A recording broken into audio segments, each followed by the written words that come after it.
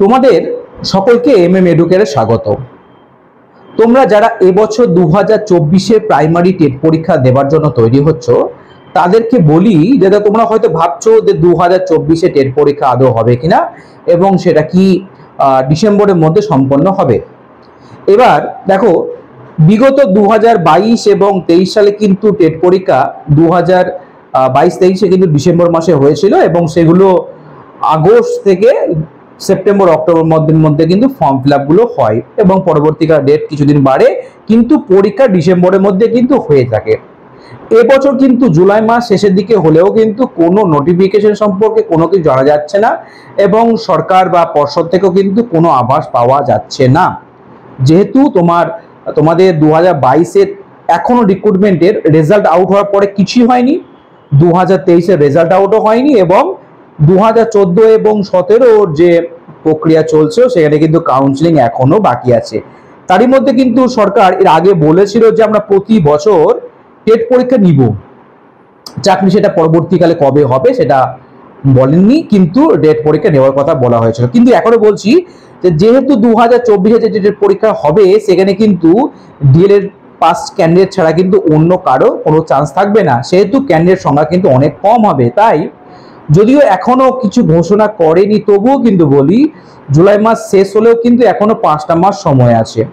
আর candidate সংখ্যা কম হলে কিন্তু ফর্ম ফিল আপও খুব দ্রুত হয়ে যাবে এবং তারপরে যাবতীয় কাজগুলো সেন্টার বা যাবতীয় সরকারি নিয়মাবলী এগুলো কিন্তু যেগুলো চালু করা হবে সেগুলো কিন্তু বেশি দিন সময় লাগবে না। তাই যদি আগস্ট বা সেপ্টেম্বরের দিকে নোটিফিকেশন দেয় তাহলে কিন্তু সেপ্টেম্বর অক্টোবর মানে পুজোর আগে অথবা পুজোর কিছুদিন পরে কিন্তু ফর্ম ফিল আপ হয়ে যাবে এবং ফর্ম ফিল আপ হয়ে থেকে কিন্তু 1-1.5 মাসের মধ্যে পরীক্ষাটা নেওয়া সম্ভব।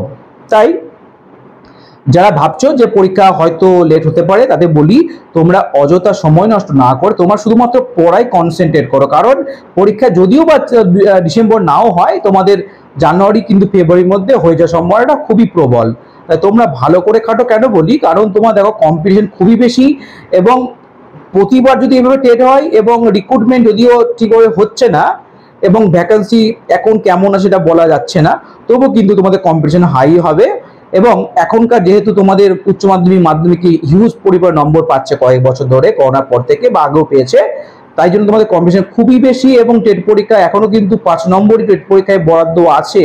তাই তোমরা যদি পরীক্ষাটা একটু বেশি ভালো দিতে পারো বা 120 কাছাকাছি পাও, তোমরা 4 পাচ্ছ, 105 পেলে 105 3.5 এবং 90 পেলে বা 3-এর কাছাকাছি। তাই তোমরা টেট পরীক্ষাটা ভালো দাও, বিশেষ করে যাদের মাধ্যমিক বা তোমাদের উচ্চ মাধ্যমিক বা ট্রেনিং এ কম আছে তাদেরকে কিন্তু খুব ভালোভাবে খাটতে হবে। আর যাদের নম্বর তোমাদের অন্যদিকে ভালো থাকবা না, তোমরা ভালো করে খাটো, কারণ কম্পিটিশন যেহেতু হাই। এই বছর দেখতে পেয়েছো যে তোমাদের কাট অফ মার্ক কিন্তু বেড়েছে, তাই পরবর্তীকালে বাড়বে এটাই আশা করা হচ্ছে। তাই তোমরা দেখে নাও, খুব শীঘ্রই আশা করছি নোটিফিকেশন আসবে এবং তোমরা তার জন্য তৈরি হও। এবং যেহেতু এখনো কোনো সরকারের কাছ থেকে আভাস পাওয়া যায়নি, তবু কিন্তু হবে, কারণ টেট পরীক্ষা হলে তো আর চাকরি দিচ্ছে না, কারণ টেট পরীক্ষার পরে অনেক ধাপ পড়ে আছে, এখনো 22-23 গুলো পড়ে আছে। তাই তোমরা টেটের জন্য তৈরি হও এবং টেট পরীক্ষা হয়ে গেলে তো পরবর্তীকালে ডাক যখন আসবে। আর যারা 2022-23-এর টেট পরীক্ষা হয়তো নম্বর কম রয়েছে বা ইন্টারভিউ তোমরা হয়তো 2022 ইন্টারভিউ কোনো হয়নি, তাই তোমরা যাদের নম্বর টেট পরীক্ষা কম পেয়েছো বা তোমাদের একাডেমিক কম, তোমরা কিন্তু নতুন করে আবার টেট পরীক্ষা ভালো করে দাও, তাহলে তোমাদের ওই যে নম্বরটা কম আছে ওটা তোমরা মেক আপ করতে পারো। তাহলে খুব শীঘ্রই যদি সরকারি কোনো আভাস বা খবর পাওয়া যায় তোমাদেরকে জানিয়ে দেওয়া হবে। তাই আজকের মতো এইটুকু এবং তোমাদের আগে থেকে বেস্ট অফ লাক তোমাদের পরবর্তী 2024-এ টেটের জন্য এবং তোমরা খুব ভালোভাবে তৈরি হও।